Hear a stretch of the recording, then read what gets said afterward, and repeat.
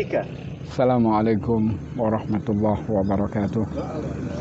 Alhamdulillah wa syukurillah ala ni'matillah wa la hawla wa la quwata illa billah. Alhamdulillah, pada pagi hari ini barusan kita goes cukup mantap, dan Allah Subhanahu wa ta'ala masih memberikan kesehatan. Selesai kita sholat subuh berjamaah, kemudian sedikit aktivitas di rumah, berzikir kepada Allah. Setelah itu goes untuk melancarkan sendi-sendi ini, dan itu merupakan kenikmatan yang sangat besar, yang Nabi pernah menyatakan, nikmatani mahbunun fihi makatsirun minan nas, as-sihha wal farah. Ada dua nikmat yang sering manusia terlalaikan, nikmatnya sehat dan nikmatnya waktu luang. Pada kesempatan pagi hari ini sedikit kami mengutip salah satu dari ayat suci Al-Quran, yaitu nasihat Luqman kepada putranya. Di antaranya Luqmanul Hakim mengatakan, ya bunayya aqimis shalah wa'mur bil ma'ruf wanha 'anil munkar wasbir 'ala ma asabak inna dzalika min azmil umur. Wahai anakku, dirikan salat. Setelah mentauhidkan Allah, berbakti kepada kedua orang tua, maka Luqman memberikan satu stressing supaya mendirikan sholat. Karena sholat ini merupakan tiang tonggaknya agama. Orang yang menegakkan sholat berarti dia telah menegakkan agama, menyempurnakan rukuknya, sujudnya, rukun-rukunnya, bacaannya. Maka mereka termasuk orang yang patuh, minal qanitin. Dan kita tahu bahwa sholat ini merupakan amalan yang pertama dimintai tanggung jawab oleh Allah, akan ditanya, akan dihisab. Maka perbaiki sholat kita. Nabi pernah menyatakan, awwalu ma yuhasabu alaihi al-abdu yaumal qiyamah as-shalah, fa in saluhat saluha sa'iru amalih, wa in fasadat fasada sa'iru amalih.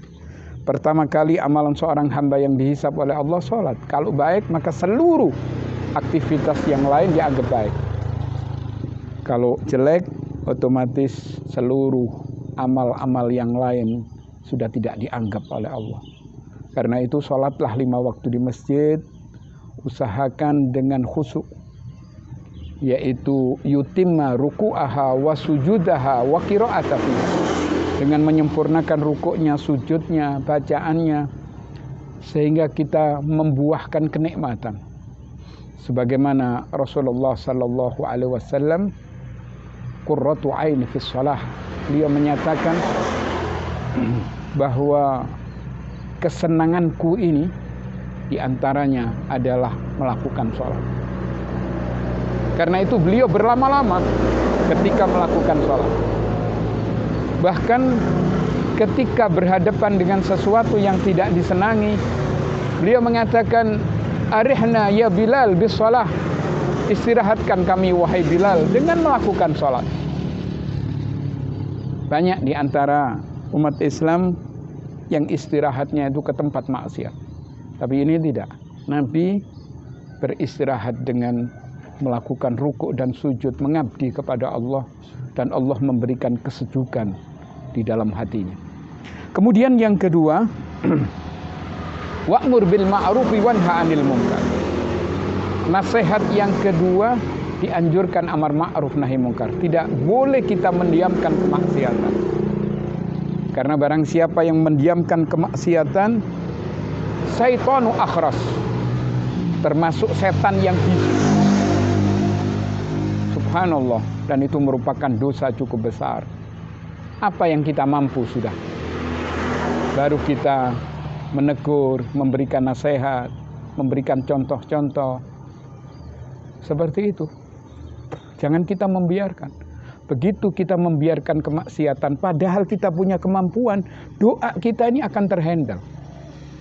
Bukan kata saya, Nabi sendiri menyatakan, "Walladzi nafsu Muhammadin biyadihi la ta'muruna bil ma'rufi wa la tanhauna 'anil munkar aw la yusikannallaha yab'atsa 'alaikum iqaban min tsumma tad'una fala yustajabu lakum." Demi Allah yang jiwaku ada di tangannya, hendaklah kamu beramar ma'ruf nahi munkar. Kalau tidak, Allah akan ratakan siksanya kepadamu. Kamu berdoa, maka doanya sudah tidak dikabulkan. Karena itu amar ma'ruf nahi munkar yang paling utama kepada diri. Ku anfusakum wa ahlikum nara. Kemudian ketok tularnya kepada keluarga. Setelah itu baru yang lain. Kemudian yang ketiga, nasihat yang cukup berbobot dari Luqmanul Hakim yang diabadikan oleh Allah dalam Al-Quran, wasbir ala ma'asabak. Bersabarlah terhadap ujian yang mengenaimu, karena itu merupakan urusan yang paling disukai. Hidup ini silih berganti. Tidak mungkin kita terus senang melulu, bertabur bunga di kanan kiri. Maka sesekali ada ujian, ada musibah, ada sesuatu yang tidak kita senangi menimpa kita, mungkin sakit, mungkin terlilit hutang, atau yang lain. Maka ada pedang jenawi bang, paling ampuh untuk mengatasi itu semua. Apa itu? Wasbir ala ma'asobak. Bersabarlah terhadap ujian Allah. Al-Imam Ibnul Qayyim pernah mengatakan, maunya Allah kepada kita ini disembah dalam keadaan senang dan dalam keadaan susah. Bukan hanya senang, susah pun Allah mau disembah. Dalam artian kita harus bersabar, karena itu semua dari Allah. Dan ada satu ucapan yang menenangkan hati kita apabila mendapat musibah, yaitu ucapan qadarallah wa ma syaa fa'al. Allah sudah mentakdirkan hal seperti itu.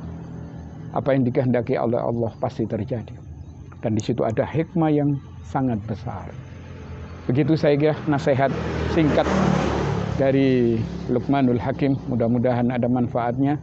Subhanakallahumma bihamdik, asyhadu an la ilaha illa anta, astaghfiruka wa atubu ilaik.